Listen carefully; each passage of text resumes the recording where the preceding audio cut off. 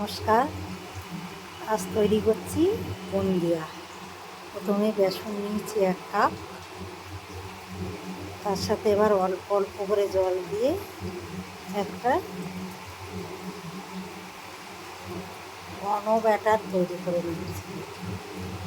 শর্টকাটে করছি, আপনারাও দেখবেন। আর ভালো লাগলে লাইক, শেয়ার, কমেন্ট করতে ভুলবেন না। এই ব্যাটারটা তৈরি হয়ে গেছে আমার। এইবার আমি ফ্রাই প্যানে তেল বসিয়ে দিয়েছি গরম করতে। এক সাইডে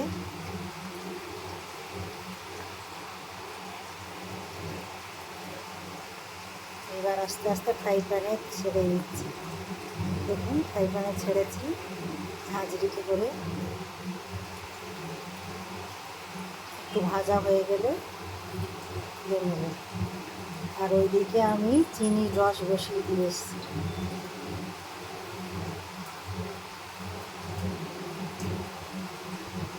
দেখেছেন, একটু ফুড কালার মিশিয়ে অল্প কিছুটা করে নিয়েছি, নিয়ে একসাথে করে নিলাম। নিয়ে এবার আমি চিনির রসে দিয়ে দিচ্ছি।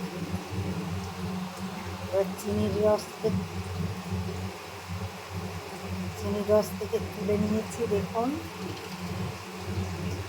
কত সুন্দর হয়েছে ঝরঝরে বুন্দিয়া।